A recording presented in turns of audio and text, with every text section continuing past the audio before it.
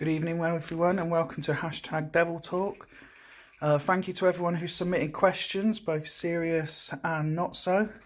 I've got a few pages worth of questions here, which I'm going to go through.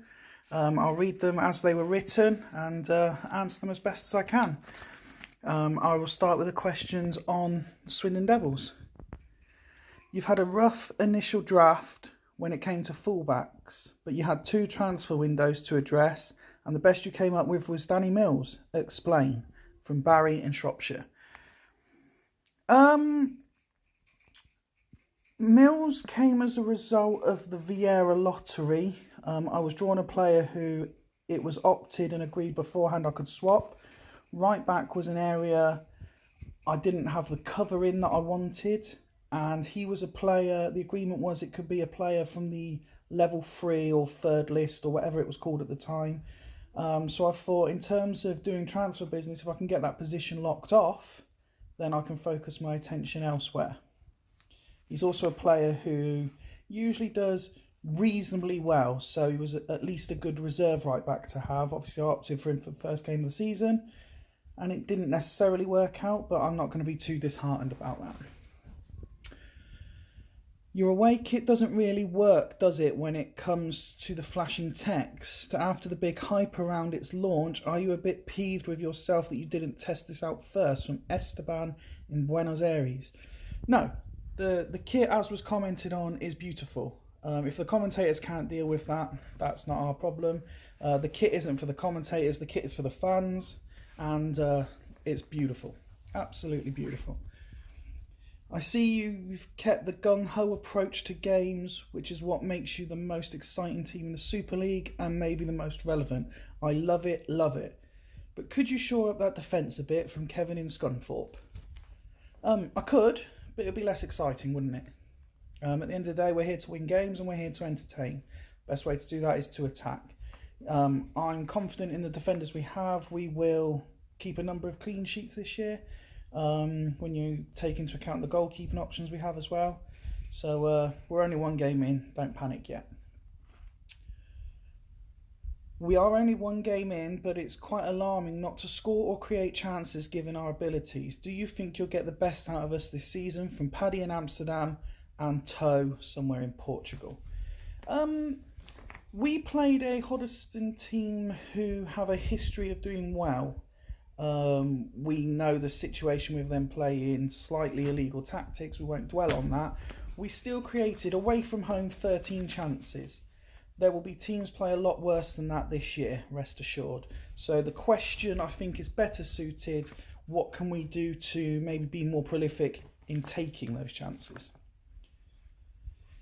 It takes someone really special not to get a 7.5 out of me, but I'm concerned that you are the man to do that and will potentially shatter my legacy across the world. Please allay my fears. Can we do some defending and training? From Torre. The simple answer to that is we do defending and training, as he well knows, and if he's as good as he believes he is, if he's as good as I believe he is, and if he's as good as the Super League fans around the world think he is, he will be getting those 7.5s, 8s and 9s, no problem at all. We all know that Tommy won't care. I've made that a bit more PG. How you line up and will play his own way. With that in mind, will you tell us how you're going to play against them and where you see their weaknesses? No fence sitting, please. From Bojo in Downing Street. We're going to play our way. Tactics have already gone in for the game. And we're slightly more attacking than we were against Hoddesdon. We've kind of tweaked the formation slightly and the personnel to make it more attacking, potentially, hopefully. We're not too worried how they're going to play. To flip the question again on its side, we're going to play our way. We've kind of adopted a home tactic and an away tactic. This will hopefully be the birth of a good home tactic. If you could have any Super League player in your team from another club, who would it be and why? It's a tough one. Possibly Rossini, ironically at Chudley, or Chundley as I kept calling them. He was a big miss from the original Super League. I can't believe we all forgot about him, and he's the sort of player who scores goals. and everyone needs someone who scores goals. Would you ever consider going one at the back from Joe in Hull? If the situation presented itself that I felt that was the best thing to do, then yes, I see no reason why not. It usually took several months to score 5 past me. I've had one game with the Devils. Is this what it's like every week? I hope to God it's not, from Frankie. Quite frankly, yes. You've been in the Super League long enough to know that. If you're as good as everyone believes you are, you just need to be at the top of your game to keep the shots out and remind everyone exactly why you were a Golden Gloves contender. Will we see anyone operate in the Addo role this season, where the centre-half marauds up to centre-forwards with a massive arrow? I don't know if that's a question specifically for the Devils because it was about Addo, or if it's about the league in general. I don't believe it was me that actually did that either. But possibly, again, if the situation allows itself, I see no reason why not. The next question is... Who's been your worst ever signing? Goodlad, McPhee, Bramble, Balde or Mexes from Mini Devil in Hinckley? 2 of those weren't signings, they were draft picks, first and foremost. I don't actually think any of them have been bad signings, to be fair. They've all done a job when they've been asked to. So it's a very difficult one to answer. We now move on to the Super League portion of the questions. A bit more generic. And first up is, what was it like meeting the best Super League manager in Palmer last week, and what meat did you both have from Toby Carvery from Roger in Somerset? We didn't have any meat. We just had a chat for an hour or so and a couple of drinks of Coke. We didn't eat. But yeah, it was good to meet him. I hope there are opportunities in the future, not just to see Palmer again, but other Super League managers. But yeah, he's a really nice guy. We had a good chat about our teams, each other's teams, the other teams and the league in general, where it came from, where it's going.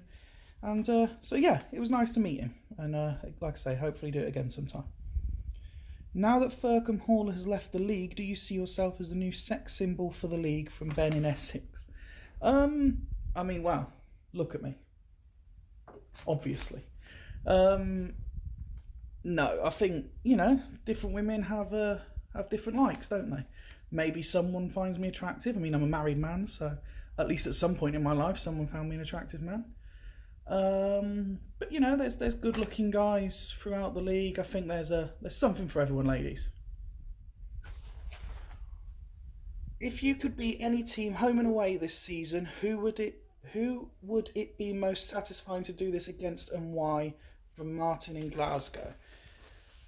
I would say Timmy, to be fair, and the reason I say that, not from a we don't like each other way, but because I respect him and he's a very talented manager at this game. So if I was to be able to beat him home and away, it might make people sit up and take notice and perhaps wave off some of those useless comments that have been fired my way. Esteban Cambiasso or Patrick Vieira from Rob in Lancashire? Depends what you're asking. I mean, who's better at baking a cake? Who's better at playing the guitar? Who's better at playing football? Basing it on football, obviously Vieira is the much better player, but Cambiasso is a player who I've always used, I like a lot, and I think will play a big part, and is potentially slightly more versatile. Vieira is an absolute beast, but pretty much only operates in one place. Cambiasso can play central or left, so he gives you that little bit extra.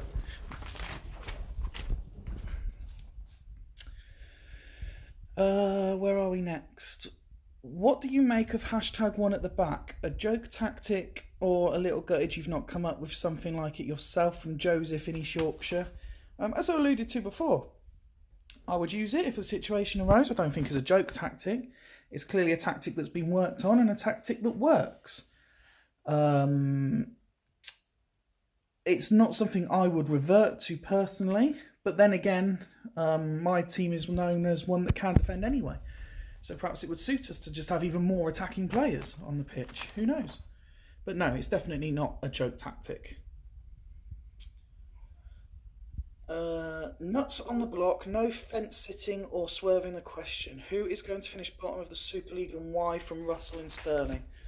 Someone impersonating Boise. Um, I mean, after one game, it's hard to say, to be fair. But if you're asking me to make a prediction, was it Midlothian that had the sort of solid midfield four, no arrows anywhere? I think. I would imagine possibly they were contenders. And there was two teams that were very quiet. I want to say it was in the Sloths game, where both found it very hard, particularly first half, to create any chances. They might be two to watch. But listen, one game in, any one of 14 can still win it. Any one of 14 can still finish bottom. Who is the best right back in the game? It's not Danny Mills from Mike in Cheltenham. Is that who is the best game statistically, or who is the best game consistently? I think the answers to those is possibly Zowry and Mike Duff. Did you try, or why didn't you try, and put the band back together from Roy, Arnold, Zlatan, Samuel and Emil, various locations? In certain respects I did. Obviously we got drawn Ian and Bobby Carlos. We signed Richard Wright. Just trying to have a quick think if there was any others that we've managed to get back in. I know there was two we tried to get back in, but sadly it wasn't to be. But you know, there's going to be multiple windows, I'm sure. Oh, brought Lorenzo back as well, obviously. I'm sure there will be other opportunities to bring players in. Do you think Ian can manage the undeniable talent and egos at BTEC, or do you think he was better when they were underdogs? From Stormtrooper CMO 102 in the Death Star. I'm not ruling Ian out. That what he managed to do with that very average BTEC squad the first time round proves that he is more than capable. Now he's got a better squad. It's not can he do the job, it's can he handle the pressure. And that's the big question. I fully, as I said in the pod, they should be challenging top two. If they don't make the playoffs, it's a scandal and serious questions need asking. Who do I want to win it, and who right now would I eject from the league? I'm not allowed to pick myself or Alf for the first question. To win it, I would say I want the team that deserves to win it. I want the team that entertains. I want the team that is consistent. I don't want someone to sort of fluke their way into the playoffs and then sort of just about edge their way through. I mean, the old analogy says that you can't fluke a domestic campaign, and it's true. The team that wins it will deserve to win it. But I can't pick someone specifically. I don't know the new managers well enough yet to say that I'd love to see them win it. Obviously, I'm not allowed to pick Alf either, or myself. So I'm just going to sort of leave it vague and say I want the team that deserves to win it, the one that entertains the fans, to win it. In terms of eject, again, that's a tough question because I like all the managers that I've known for a long time, and I don't know the new managers well enough for any of them to really have riled me up, to annoyed me, to wound me up. So it's a tough question. The honest answer is I don't know. And I know people claim I'm sitting on the fence, but the honest answer is I don't know. How many CDMs do you think the Sloths need before they get a point? From Robin Taunton. It depends on what formation and how you plan to play. CDMs are great and they're very, very crucial. We know that, we've seen that, everyone knows how important they are, but they're not the be-all and end-all. You know, at the end of the day, football is about scoring goals, winning games, and CDMs are there to really help stop the other team scoring goals. So it's almost, you know, it's the full team. You need CDMs to help the defence, but you need the strikers and the attacking midfield players to score the goals. And the final question on this topic, do Midlothian actually have plenty of options in the wide areas, or do you think they're going to show... and do you think they're going to show this in the upcoming match against Churchtown. Everyone has quality all across the pitch. Every manager has a certain way they want to play, and every team, will adapt it. I don't have the squad in front of me to talk you through their wide options, but I'm sure if their manager wants to use width, he would have already thought about that, and he will have the options available to him. Will he showcase that? That's entirely up to him. I can't say either way. I'm not privy to that information. I guess we'll see on Sunday. I'm going to wrap this video up here and be back again with part 2, which is the miscellaneous questions. And boy, are they miscellaneous. Thanks for watching.